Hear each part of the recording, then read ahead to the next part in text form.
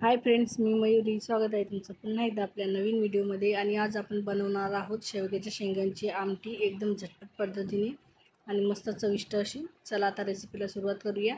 इथे कुकरच्या भांड्यामध्ये मी 1 वाटी तुरीची डाळ स्वच्छ धुवून घेतली, शेंगदाणे घेतले आणि एक पिकलेला टोमॅटो आणि 8 ते 9 हिरव्या मिरच्या घेतलेल्या आहेत. हे मिरच्या तिखट आहेत, तुम्हाला जर साध्या घ्यायच्या असतील तर घेऊ शकता. आणि आता आपण या भांड्यामध्ये पाणी टाकून घेऊया. इथे मी 1.5 ग्लास पाणी टाकून घेतलं आणि थोडंसं तेल टाकून घेतलं. तेल टाकल्यामुळे डाळ छान आणि लवकर शिजते, मऊ अशी. आणि आता आपण कुकरला झाकण लावून घेऊ. आणि आता कुकरला मी झाकण लावून घेतलं आहे आणि मीडियम फ्लेमवरती आता आपल्याला याच्या 4 ते 5 शिट्ट्या काढायच्या आहेत. आणि इथे मी शेवग्याच्या शेंगा साल काढून स्वच्छ धुवून कट करून घेतलेले आहेत. आणि त्याच्यामध्ये आता 1 ग्लास पाणी आणि थोडंसं मीठ टाकून घेतलं. मीठ टाकल्यामुळे शेंगा छान लागतात चवीला. आणि आपली डाळ इथे शिजलेली आहे बघा, मस्त मऊ अशी. आणि हे थोडीशी मिक्स करून घेऊया. आणि शेंगा पण इथे शिजलेले आहेत, थोडंसं पाणी आहे. आणि हे वाटण आहे अद्रक, लसूण, हिरवी मिरची आणि कोथिंबीरचं. आणि आता कढई गरम करून घेतली आहे, त्याच्यामध्ये तेल टाकून घेतलं. तेल गरम झाले, आता त्याच्यामध्ये जिरं आणि मोहरी टाकून घेतली. जिरं छान फुललं. आता आपण त्याच्यामध्ये तयार केलेली पेस्ट टाकून घेऊया. ही पेस्ट टाकून ही भाजी बनवली की छान लागते चवीला एकदम. आणि हे मस्तपैकी आता आपण मिक्स करून घेऊया. गॅस मी आता बंद करून घेतलेला आहे.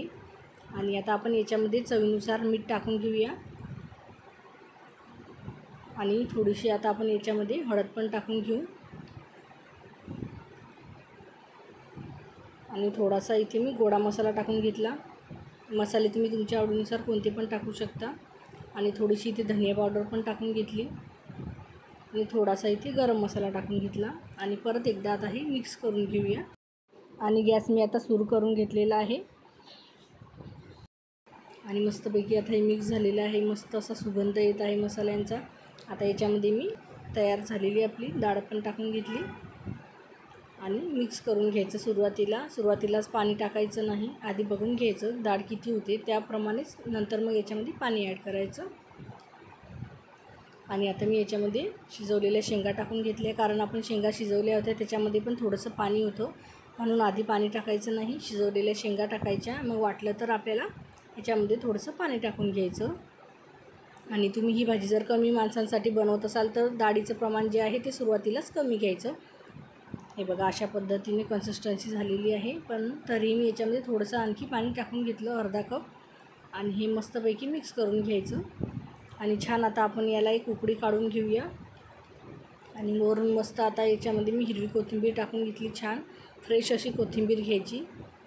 आणि परत एकदा हे मिक्स करून घेतलं छानपैकी. आणि मस्त आता 2-3 मिनिट मस्त उकळी काढून घ्यायची आहे. आणि मस्त उकळी आलेली आहे. तुम्ही भाजीचा रंग पण बघू शकता किती छान आलेला आहे. मस्त अशी थोडीफार तर्री पण आलेली आहे. आणि कन्सिस्टन्सी पण एकदम परफेक्ट आहे, जास्त घट्ट नाही किंवा जास्त पातळ नाही. आणि ही भाजी भाकरीसोबत, चपातीसोबत, भातासोबत खूप छान लागते. आणि शेंगा पण आपल्या मस्तपैकी शिजलेल्या आहेत. आणि शेंगा शिजवताना 3 ते 4 मिनिटच्या कमी शिजवायच्या, जास्त शिजवल्या तर मग त्या अशा मऊ पडतात जास्त, मग त्या फुटल्यासारख्या होऊन जातात भाजीमध्ये टाकल्यावर.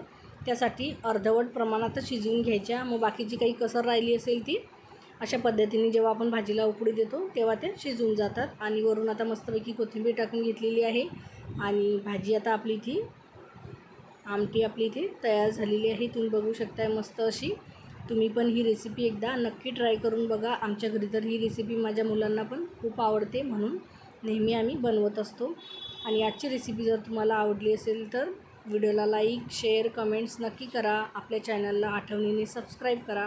आणि अशीच आपली व्हिडिओ बघत राहा. चला तर मग परत भेटूया अशाच एका नवीन व्हिडिओसोबत. तोपर्यंत बाय बाय.